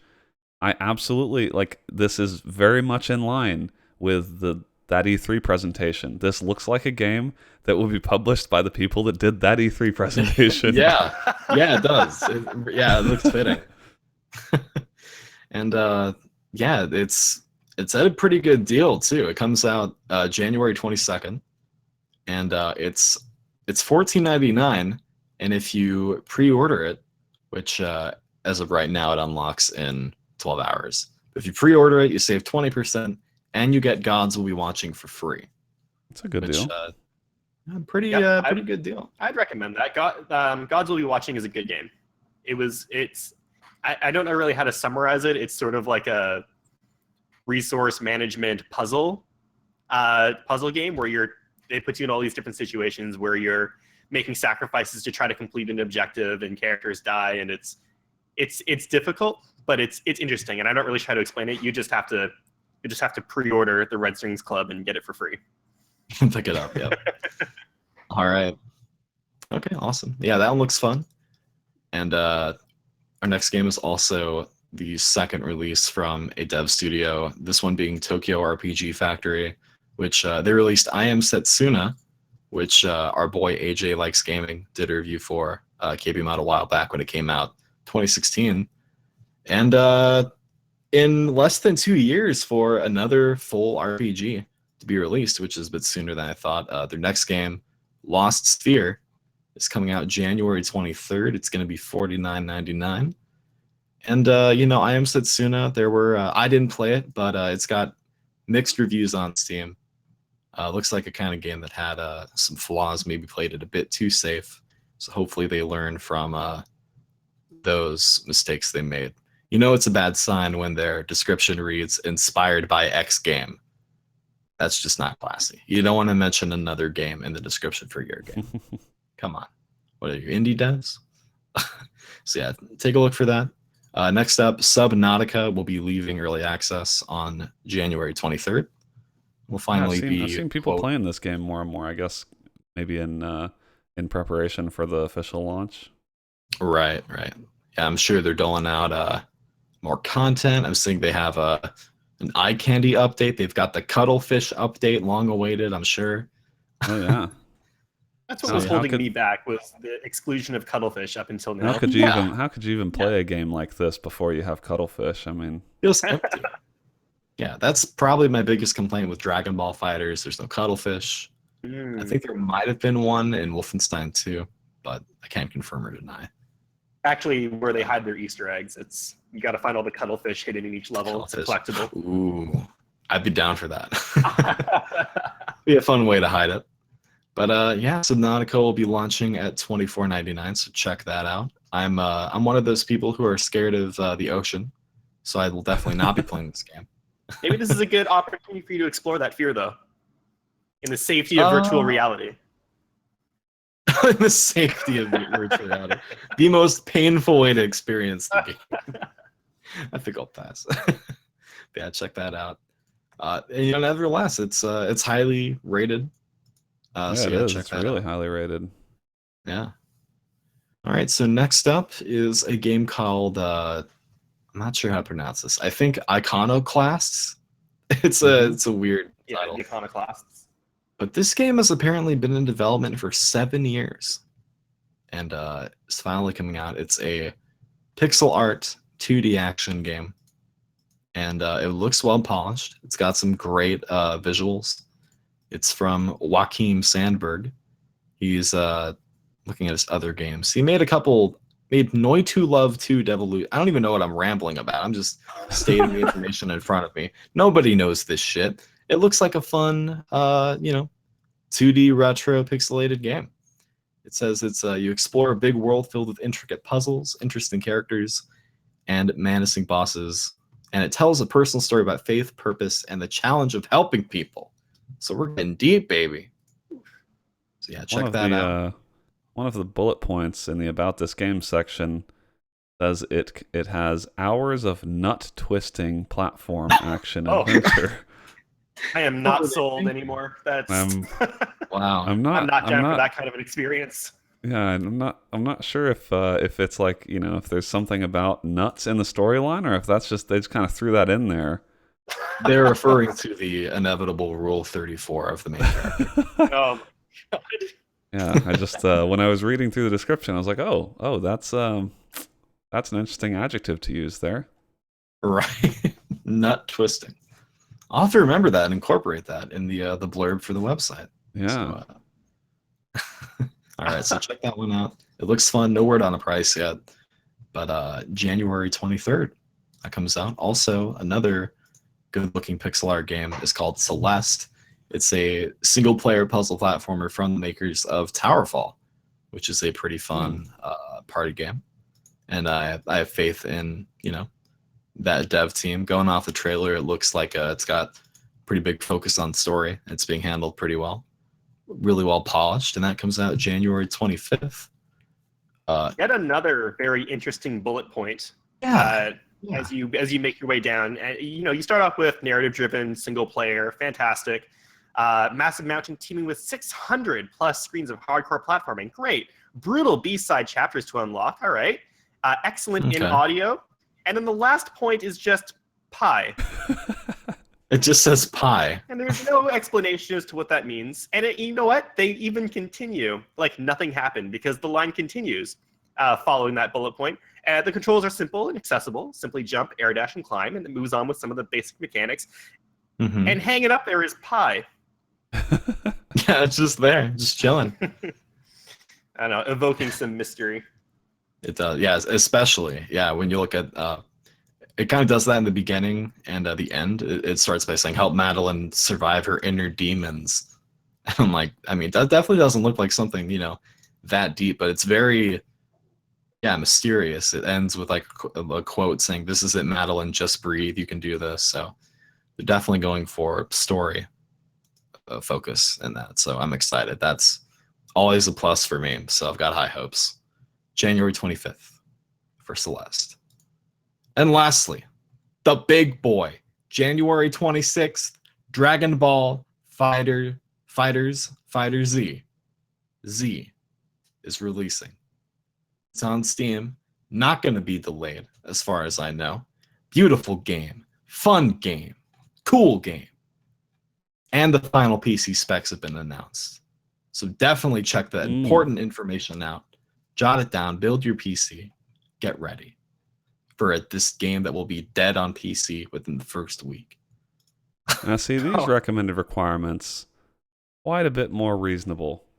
A Radeon 7870 or a GeForce GTX 660 is recommended. Wow.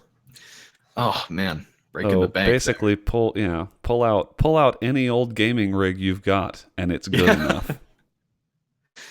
Take your Nintendo 64, kind of, duct tape it. Whoa. A DirectX compatible sound card? Whoa!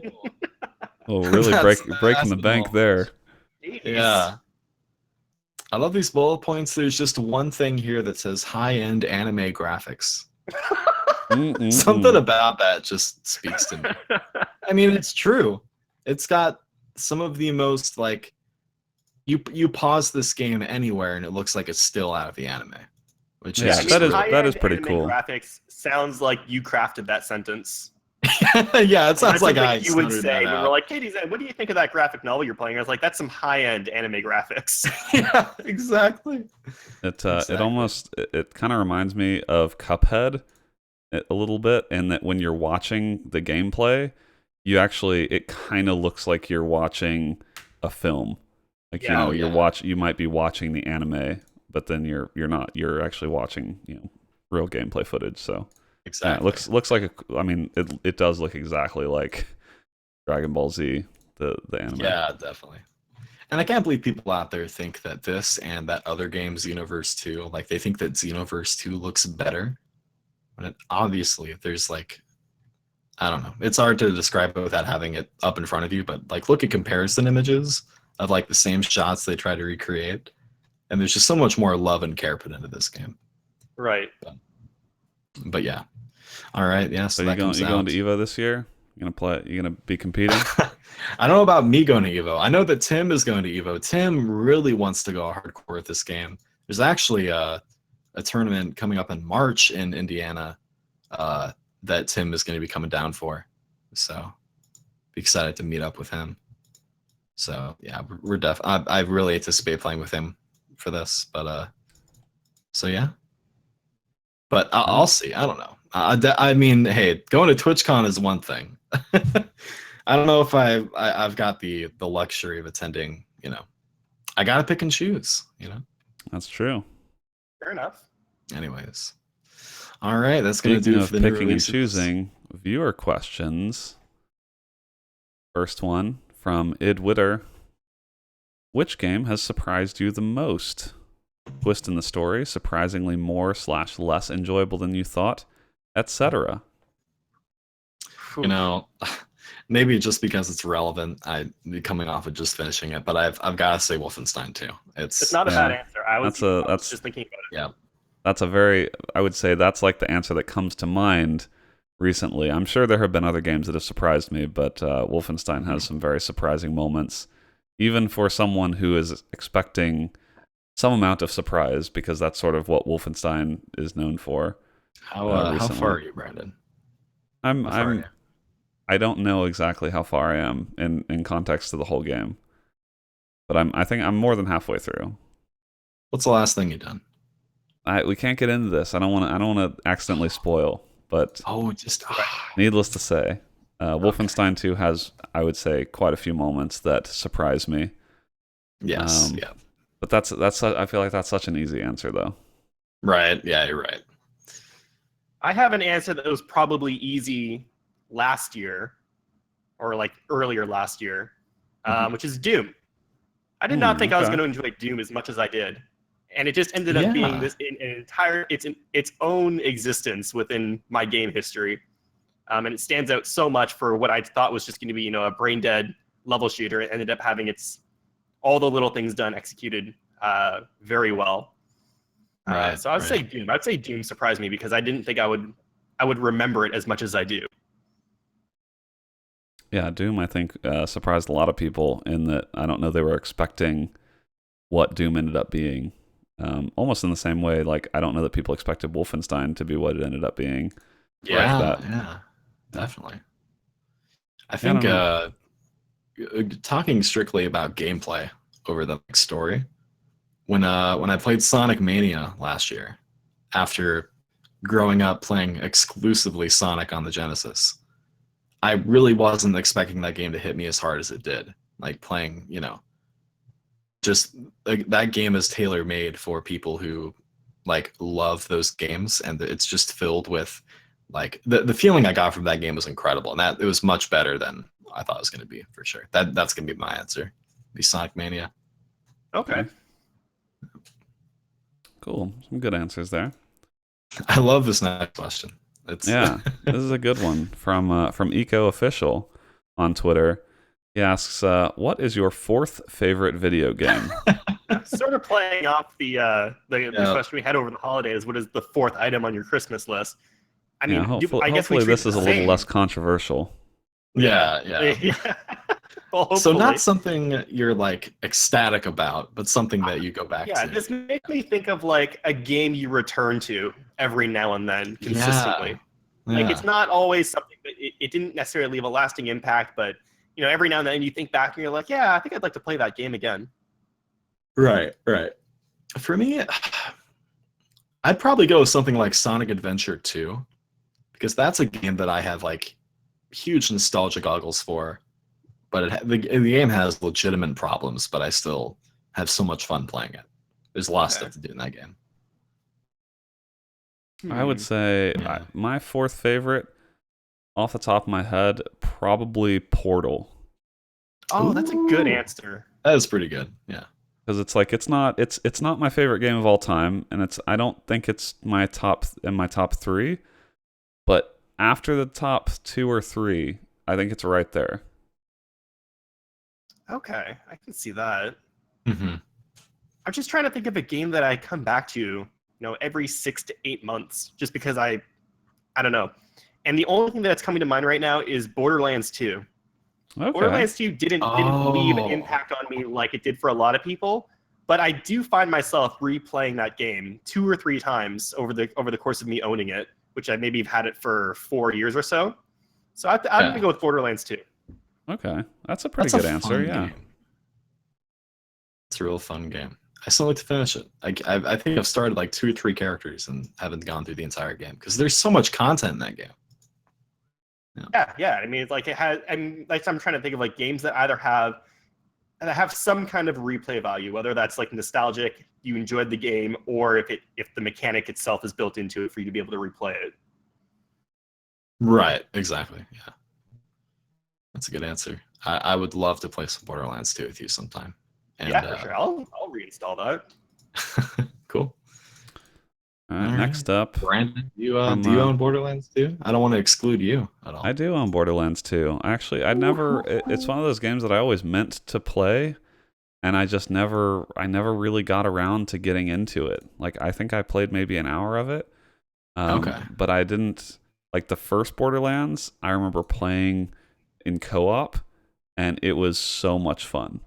Then Borderlands 2 came out, and I just like the timing didn't work out, and like I just never had people to play co-op with. And so it was like I was like, this is fun. Seems better than Borderlands 1 in a lot of ways. But I just didn't have a co-op group, and so I kind of just fell off it and never got around to actually playing through it. But I own it. I've owned it for years. KBMOD After Dark. The 3 boys playing Borderlands 2. Yeah. All filters come off. Brandon swearing left and right. Fuck! Oh God. Yeah, we'll do it on Snapchat. Yes. Okay. We don't even load the Discord. We're just snapping each other. 10-second clips on a Snapchat story. He's in the text client of the game, just like, check your story. Yeah. With that gun. Yeah. One of many games I have meant to play over the years. I have a very large Steam library of games that I have played for less than an hour. Many games that I have never played and I've owned for years. So I am not under the illusion anymore that I will really ever whittle that down. But that's okay. I've come to terms with it.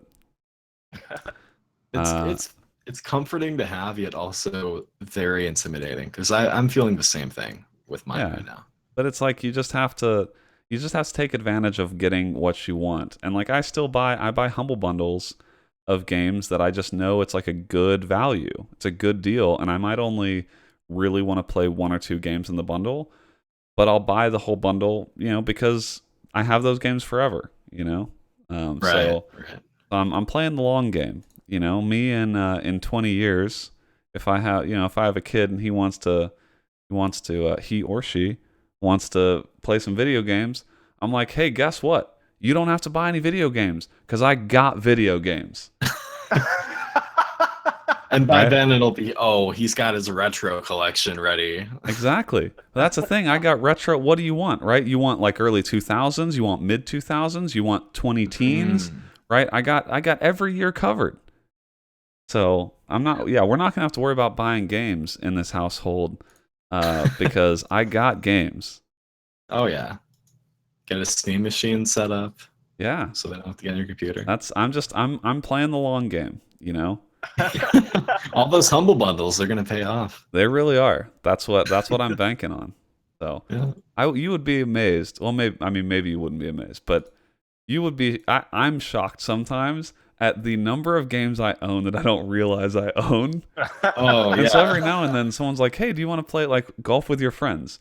People were playing golf with your friends, and I was like, "Oh, that'd be fun." And I just searched, and I owned Golf with Your Friends, so I downloaded it and played it. I didn't even realize I owned it, and it was fun. Everyone nowadays is all caught up in cryptocurrency, but really, Brandon's like years ahead. He's been investing into humble bundles. Yeah, They're gonna pay off one day. that's what I'm saying. It's like there is no surprise and delight like not realizing you own a game, and then someone says, "Hey, do you want to play?" And you're like, you go to the Steam page to buy the game, and it says you already own the game. That's gotta be a cool feeling though. That has happened more than one time. And it's like part of me feels a little bit ashamed, but then the other part of me is like, no, this is present Brandon setting up future Brandon for those little delights. Yeah, exactly. Yeah. I mean, I don't think it's creepy, but I have done that. I go on people's like Steam profiles and I look through their game list just to see, because like I know what that feels like to have so many games that you haven't gotten around to. So like I just scroll. I've seen the list. It's palpable of everything just untouched. And of course there are things like, oh, there's the Modern Warfare 3 campaign. That's not been touched, but you don't really need to worry about that. That's not going to keep you up at night. I'm pretty proud that I think I guess proud in hindsight that I didn't play. I bought Modern Warfare 3. I played it. I think I want to say I have like an hour on record. Never touched it again. I made one YouTube video, and I never touched it again. And so that's where like the Steam stats really come in handy, because I can screenshot that and say, look, you clowns want to talk about how much you hated Modern Warfare 3, but I bet you have hours in it.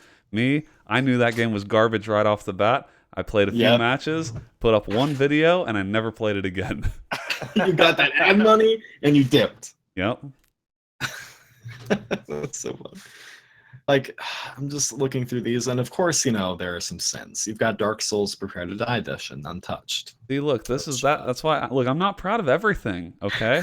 I'm not proud of the number of games I own that I intended to play and have not played.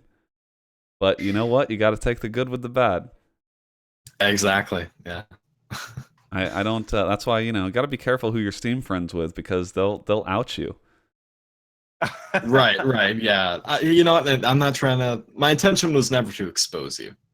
Well, and the biggest crime of all is like some of the games that I have the most playtime in were games that either weren't on Steam or were before Steam existed. So like my Counter-Strike number is not even close to real, because most of the Counter-Strike I played was before Steam existed. Right. So I don't have a ton of time in CS:GO, but I have an incredible amount of time over my lifetime in Counter-Strike. And then like Tribes Ascend, man, Tribes Ascend wasn't on Steam until real late in the game. So I have many hours in Tribes Ascend that are just lost to history. No one will appreciate that time I spent. Right. And I'm looking through, Ying, I had to do it to you. I'm looking through your Steam library, and I've got to say, I'm impressed. Yeah? A lot of these, you hardly have any games that have zero playtime. There are a lot of, like... I tend to purchase a game and then just try to play it right away. I think that's very good of you. I think maybe one of the only games that I have not actually put any time into was Gunmetal Arcadia, which I got from the KBMOD land last year. Oh yeah, I remember that. Yeah, that I mean, it looks all right. I know it's game time. I appreciate Ying and having the conviction to play what he buys. I just don't live that life. Yeah, it's just two philosophies, two Steam philosophies. Right. I'll buy something because you know what? the action No, of hold on. buying You it- know what? You know what? Actually, what that tells me though is that Ying is seeing these incredible Humble Bundle deals and holding back. He's being fiscally responsible, but he's missing out on some serious value. Right. Yeah, Right. I mean the big thing is that you're choosing to invest. You're taking that That's risk. right. And I'm being conservative. It's just two strategies. Yep. I'm investing in the long term for my Steam account. Exactly. Oh, that reminds me. I got a Facebook memory today of me talking with someone from 6 years ago about our games on Steam. And they're like, "What games do you have on Steam?" And I said, Left 4 Dead 2, Killing Floor, Bully, Gary's Mod, Limbo, Portal 2, and like Call of Duty 4 and World at War, and then some other crap. And I'm like, man, I envy a time when my Steam library was so concise and full of gems. Now it's 304 games deep. What happened to you, David? What'd you do? Hey man, God, you have me checking my own profile now, and I'm just saying, like, tell me someone else who has almost an hour in Grand Pigeon's Duty, I can't believe you played that. or 0.2 hours in There's Poop in My Soup. I Listen, struggle. it was for charity, okay? It was for an extra live stream. No judgment here. The fact that you even downloaded them, opened them up, is is more than I can say for a lot of the games I own. Right. Anyway, Cool. we have a couple more questions from Killer Bob 5 asking the important stuff. When putting away your t-shirts, do you fold them and put them inside something, or do you hang them in your closet? Oh. I fold my t-shirts and put them in a drawer because hanger space is strictly reserved for collared shirts and suits. That is a yingity yang answer if I've ever heard one. The question is, how many collared shirts and suits do you own? I probably own a little over a dozen collared shirts and then 2 suit jackets with pants, of course. Okay, that's a good answer. Got no problem with that. I actually do. I do both, but mostly because I run out of hanger space. So I do hang up my t-shirts just because I wear. I mean, I work in a pretty casual environment, so I wear t-shirts to work most days, and so I don't like t-shirts being wrinkled when I wear them. Right. But it is easy to run out of hanger space when you're hanging up t-shirts. So I sort of I'll hang t-shirts that I intend to wear out, but then like t-shirts I'm going to wear around the house, I just fold those and put those in a drawer. So you gotta mix and match. What about you, Katie? I put all my t-shirts and I put all my t-shirts in drawers and hang my polos, collared shirts, button-ups. So Yep. Sounds like we're all more or less on the same page. yeah. If I would have so many goddamn hangers if I wanted to hang up every single t-shirt. Yeah, that's true.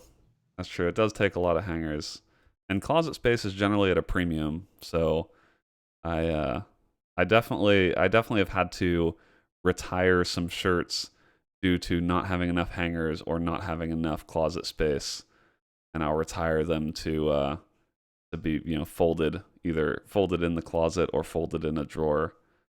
I mean, you gotta have a system. Yeah, I appreciate the unity that's going on here right now because that Hardballer probably hangs up his favorite t-shirts and folds some collared shirts into like a pile somewhere. Without question. Yeah, I worry about what his folding habits are. I don't want to think about it. Last up, question from iFlanzy. He asks, if your screen name was in the dictionary, what would the definition be? it's a good question, but I've been thinking about it for a while, and I have no clue how to even start framing an answer. I mean, actually, yours would be easy, Brandon, because yours is just a word. Mine's easy because mine. Yeah, I mean, aside from the styling of the one instead of the I, it is a dictionary word, so it has an actual dictionary definition. Yeah, volition. But well, I actually, you know what? I don't think I've ever looked up the definition of volition, but I've always understood it to be like by one's own initiative or like. Yeah, it's like that's pretty much right. It's like momentum, sort of like doing things. The act of willing, choosing, or resolving. So wow, that is definitive. Yeah, that is a hefty definition right there. Yeah, so I don't have to guess. You can actually go look this up yourself.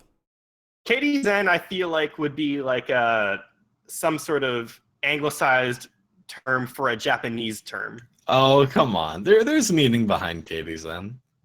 Now, yeah, but I mean, we're looking for a dictionary definition, right? So. Right. Well, we can figure this one out. So Katie Zen was like, kill death Zen. It's like probably like managing your. I can't speak. Managing your anger in like a video game. So maybe it'd be like keeping your focus exclusively in a video game would be Katie Zen.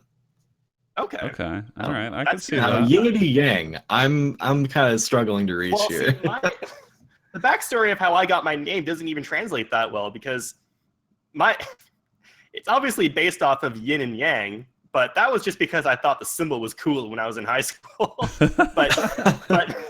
but ying is a reference to my mother's middle name.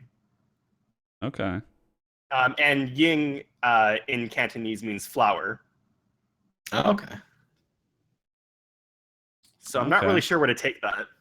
I mean, yingity yang, when I given what you've just said and knowing you, I feel like, yingity yang, that's just dictionary definition could just be something like flowery boy. I love it. All right. Yeah, you know what? Let's do it. Why did my mind jump to that thing you put on Twitter? Dude, I don't know if you saw that, Brandon, but Ying posted this fucking ancient artifact that was found at the museum. Really? What? Trying to find it. Well, I mean, I'm joking, but it was that disturbing. That doll. Oh God, that thing that was left in my. Yeah, the Nutcracker. Yeah.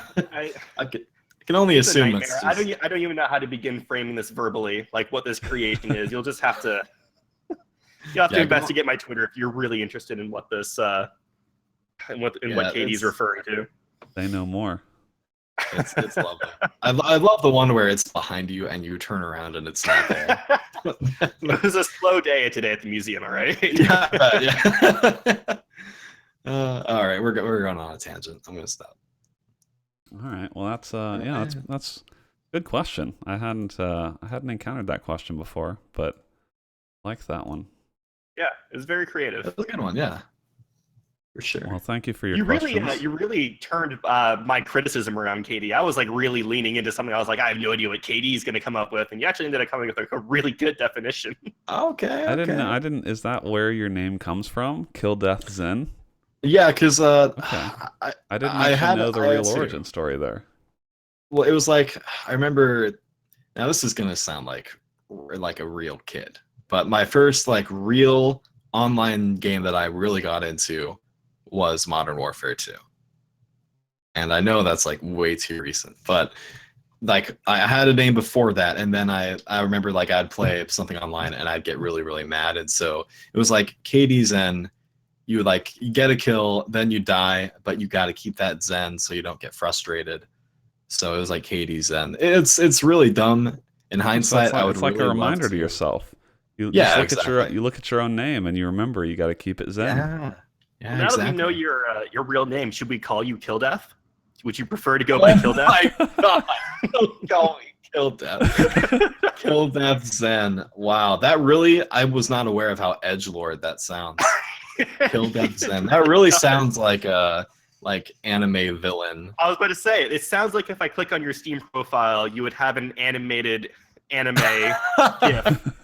It's As me the- practicing the as like the Naruto hand showcase in the signs. center. Yeah. Right, yeah. I'm doing like the Naruto moves in the background. You know what? I would have loved to rebrand to Ranch Boy. I think Ranch Boy is just a great name. Yeah. Yeah, but I mean, Katie's Zen rolls off the tongue pretty nicely. It does. Kill Death Zen, not so much, but I mean, no, definitely not Kill Death Zen. When I say Kill Death Zen, I feel like I need to go put on a trench coat, put my fedora on. But see, that's why it's just the dictionary definition. Like, no one needs to. You don't need to use that in everyday language. You just use Katie's Zen. Right.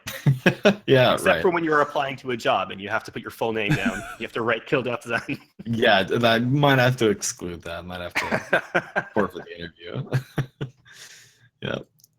All right. Well, that's going to do it for our viewer questions. Thank you for sending those in. And this is the section where we would normally have an iTunes podcast review, but everyone is fresh out for the new year. So still looking for that iTunes review for the new year to ring us in. But we did have a flurry there towards the end of the year. Lots of emphatic messages about Hardballer. So I understand if people are still reeling from that episode late last year, but do get those podcast reviews in. You just go to iTunes, log into your account, and leave us 5 stars because that's what we deserve, and then leave us a message, and we might read it on the next cast. So that's going to do it for episode 308. If you want to follow KBMOD, we have a website, kbmod.com, and you can find everywhere else we are from that website. But we're most active on Twitter, so I'd say follow us there if you're interested in KBMOD stuff generally. Twitter.com/KBMODgaming. And we've got a Discord, KBMOD.com/Discord. I think also discordapp.com/KBMOD works, but give us the referral traffic, KBMOD.com/Discord. And if you want to follow me, I'm at Volition, VOL1TION. That spelling is not in the dictionary, but you'll find it, depending on the dictionary you use. We have Katie Zen. He is at Kill Death Zen. I fucking knew it. I knew it. You started shaking your head before Brandon even got it. I knew it. God damn it. Katie Zen is he is at KDZen_ on all the different platforms. Yeah. But he will soon be changing his name to Kill Death Zen. So look forward to that. It's gonna be a lot more black everywhere, a lot more blood. Oh yeah, new iconography. Lincoln Park. Yeah, absolutely, absolutely. I just think of like a MySpace page when I think of Kill Death Zen. Mm-hmm. It's like Lincoln Park on autoplay. Yeah. Man. And and Yangity Yang.